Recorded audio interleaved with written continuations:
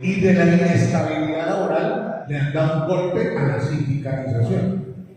Es muy complicado que trabajadores temporales se afilien a un sindicato.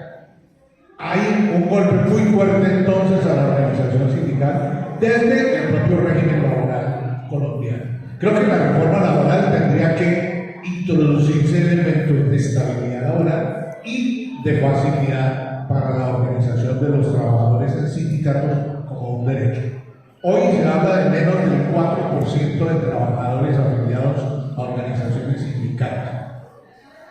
Por otro lado, la gran mayoría de las organizaciones sindicales están burocratizadas, tienen una dirección burocratizada. Es decir, que han abandonado la razón de ser de la organización sindical para la lucha y se han convertido en polea de transmisión de las políticas de los gobiernos de turno.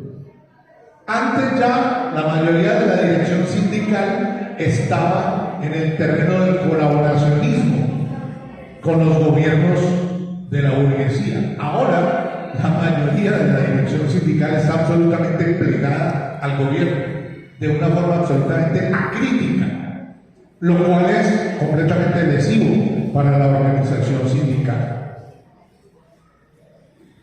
En relación con la propia existencia de los organismos sindicales, por ejemplo, en la CUT, bueno, creo que en todos los sindicatos regionales del sector educativo, en la CUT y en la FECODE, han introducido una cantidad de restricciones para acceder a las elecciones de los cargos de dirección. ¿Eso para qué? Para tratar de perpetuarse como un proceso de burocratismo. Han desconocido los estatutos.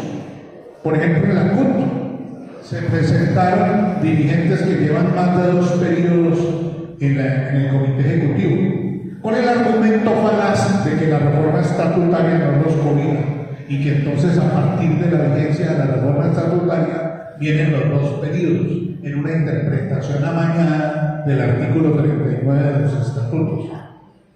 En ese sentido, por ejemplo, Fabio Arias, hoy presidente de la CUT, lleva yo no sé cuántos periodos y tampoco tengo claro a qué sector de trabajadores representa ese señor. En FECODE pasa algo similar. El señor Nelson Alarcón, levantado el paro del 2021, renuncia para irse a ser candidato a la Cámara de Representantes. No accede a la Cámara de Representantes y regresa a recuperar disque la presidencia del FECODE. Y hacen triquiñuelas y se inventan contratos falaces para asegurar que el señor sí trabaja en el sector educativo y se pasan por la faja los estatutos de FECODE para mantenerse en su cargo. Hoy el señor Nelson Alarcón pasó a la CUT, haciendo uso de la puerta giratoria que han convertido estos sindicatos FECODE y CUT. Dicho sea de paso, profundizando la fecodización de la Central Unitaria de Trabajadores. Sí, que sea la representación de la mayoría de trabajadores asalariados y precarizados de este país. Bien, en las elecciones recientes, pues es evidente lo que señala León Felipe, fraude descarado, porque en otras ocasiones habíamos denunciado fraude, pero este sí fue absolutamente descarado. Aparecen en organizaciones sindicales votos superior al número de afiliados al sindicato. Y uno dice, ajá, ¿y eso de dónde? Entonces, muy complicado. León Vallejo tiene una figura en alguno de los procesos electorales en que fuimos en acuerdo. No perdimos las elecciones, sino perdimos los escrutinios, porque ese es el proceso que hacen allí en estas organizaciones. Pues bien, reconociendo que hay fraude en la CUT, sale el señor Diógenes Orjuela, expresidente de la CUT, a denunciar el fraude. Dice uno, ¿qué hacemos ahí?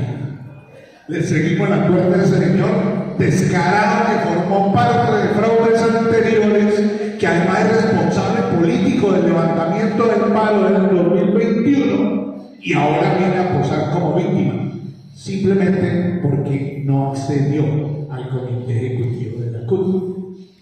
Él y su sector se han convertido en un obstáculo para la organización de los trabajadores. Y por supuesto, aparecen entonces los reemplazos, llamémoslo así, de una manera coloquial, de los burócratas viejos que son del mismo sector, que aplican la misma política, que desarrollan las viejas mañas y parecieran que son nuevos ejecutivos.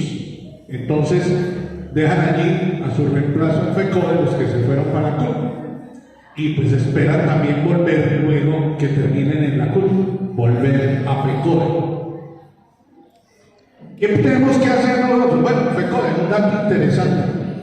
De todas las fuerzas que allí tradicionalmente han formado parte de la dirección y de todos los dirigentes que allí se han presentado, solamente hay uno nuevo, que es el compañero Willy Carmona, con quien estuvimos trabajando en unidad de acción, y fue elegido con una muy buena votación nacional al comité ejecutivo de FECODE. Ahí hay una pequeña posibilidad de ir a la batalla que tenemos que seguir dando por recuperar los sindicatos para la lucha, sin que ese sea, digamos, El Salvador. Hay un puntal allí en donde apoyarnos, y se me acabó el tiempo para poder plantear las dificultades que hubo en la elección del candidato a la CUT nacional y los tropiezos que tuvimos en ese ámbito. Les agradezco su atención.